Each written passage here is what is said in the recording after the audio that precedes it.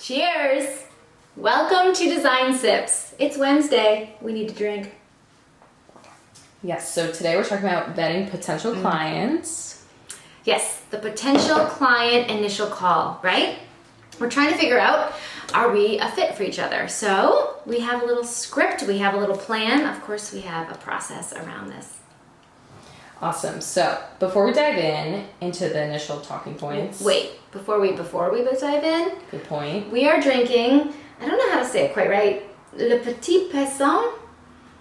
Anyway, it's delicious.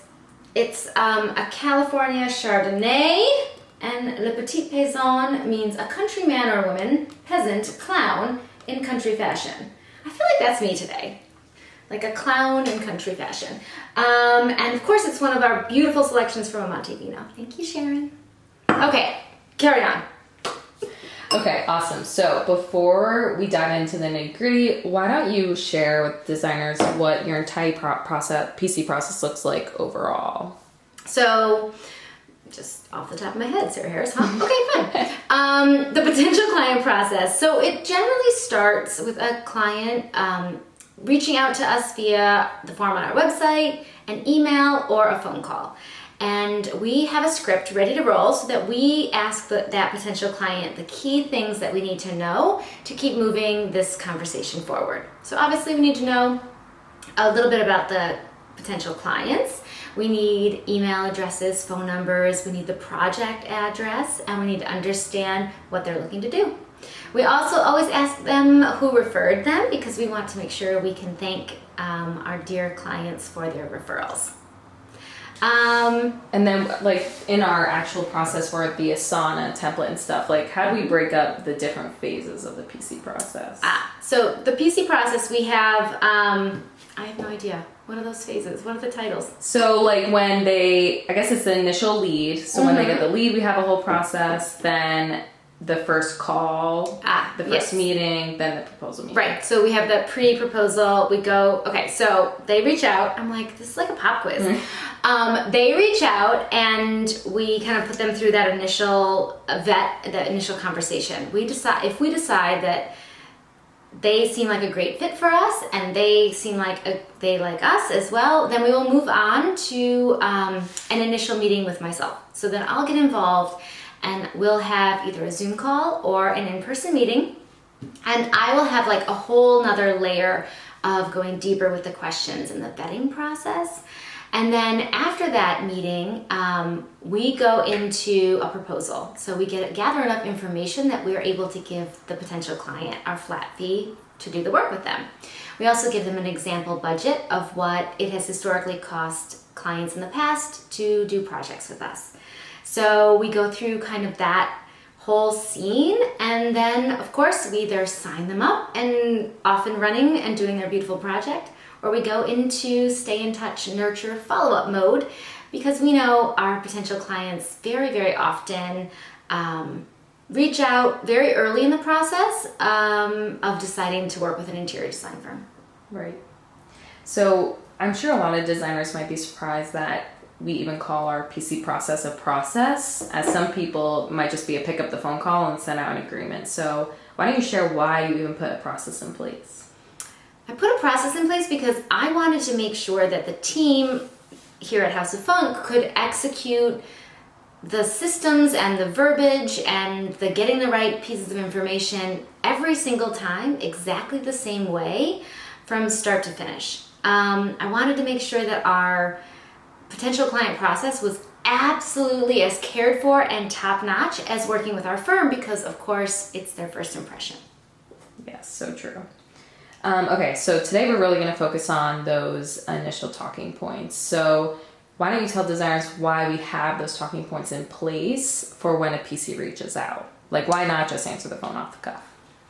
Well, I think if you answer the phone off the cuff, the biggest thing that gets missed easily is the marketing piece, right? So in our script, we're making sure that we're not only asking the very important questions that you would naturally ask, but we're also marketing to them. We're letting them know our firm is all about soul, grit, and emotion. We do build, renovate, design.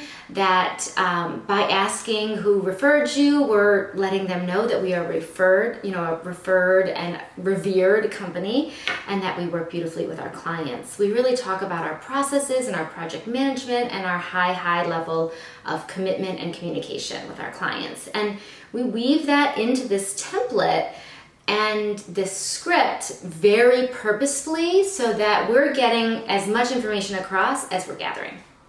Totally. And so your initial talking points, is it like bullets or is it like a legit script?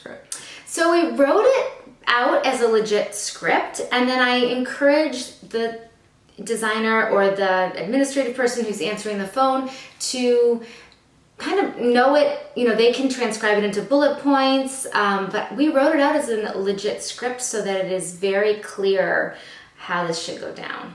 Yeah, totally. Yep. But of course, once you learn it and know it well, it should feel very natural and off the cuff.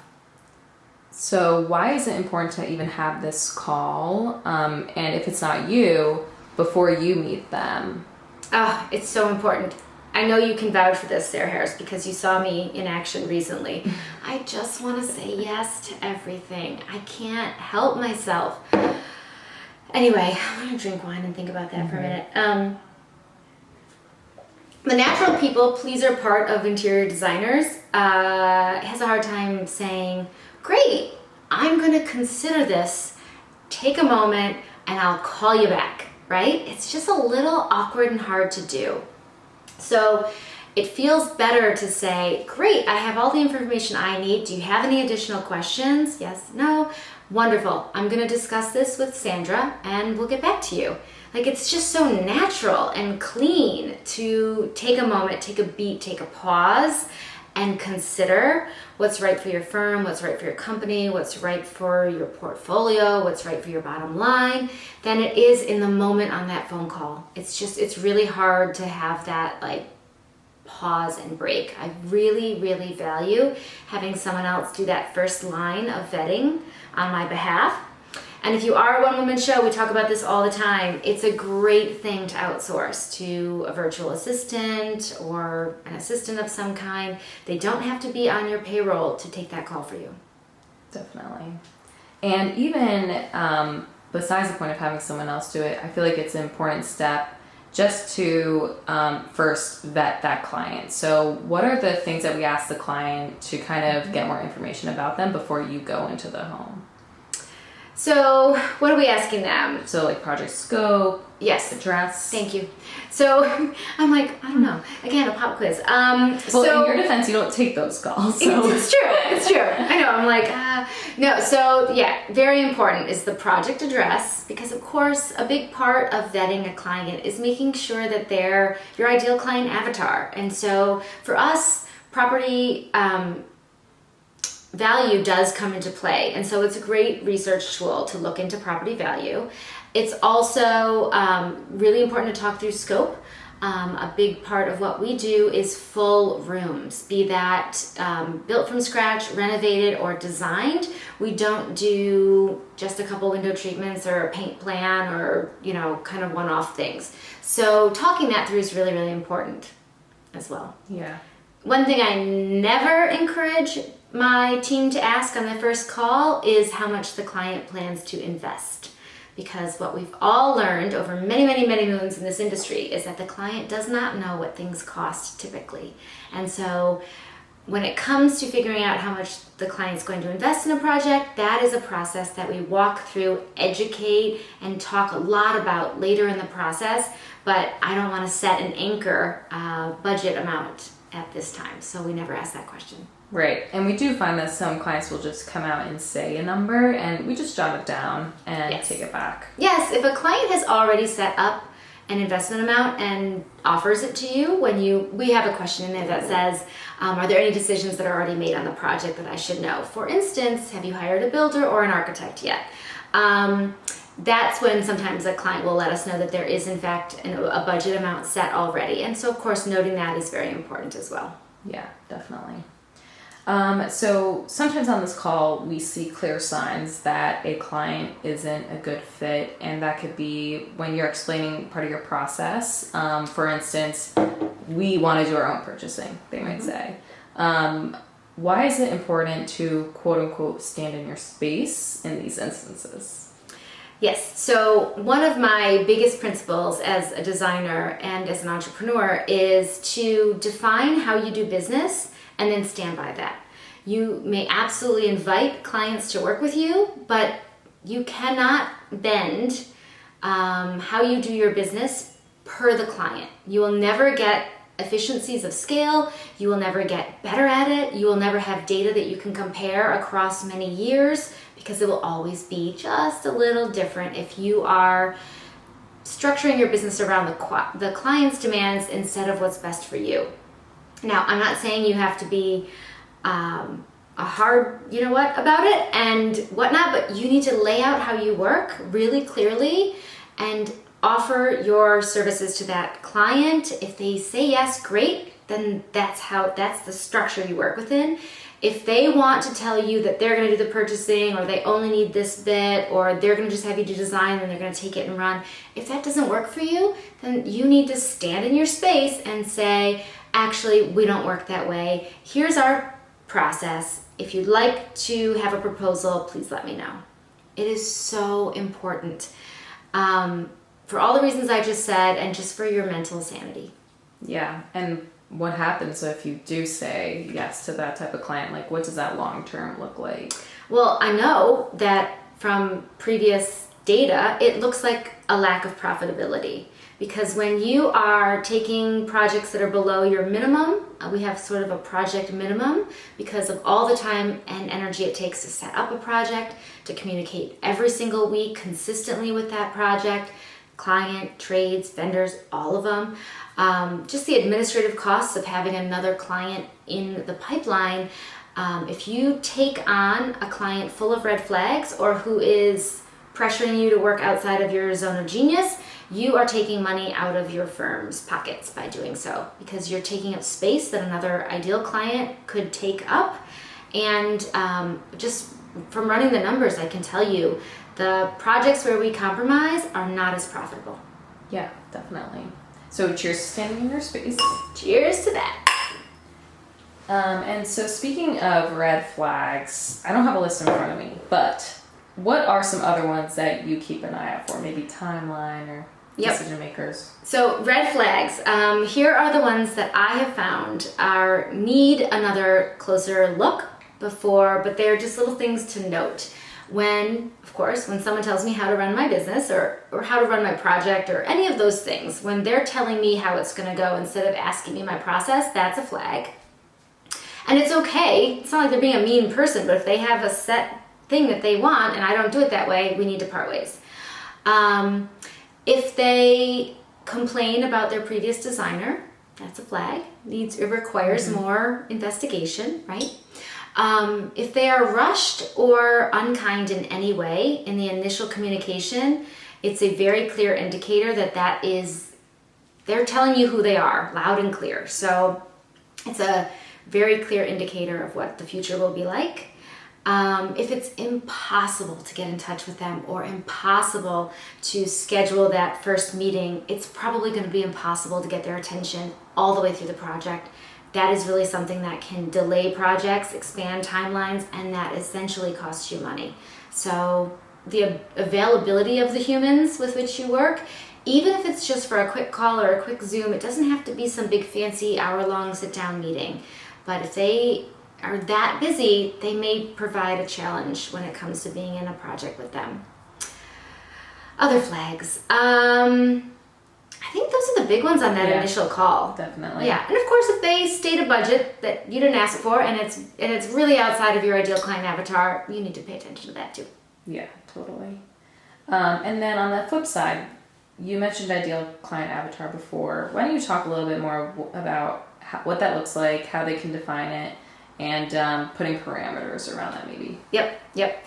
So ideal client avatar, an amazing concept that I learned through Marie Forleo's B School. Kind of give props where they are due. But basically, it's kind of, it's a it's an introspective process that really does take time, and it is absolutely worth doing. But it's to go and really figure out who is your target ideal client. It can come from your existing client list, a standout client that just fits your zone, or it can be a fantasy, it can be someone you're working towards.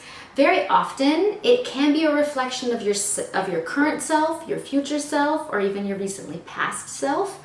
That is often a great target ideal client avatar because they are naturally going to be in your social circles as well for networking and getting out there and getting to know that potential client.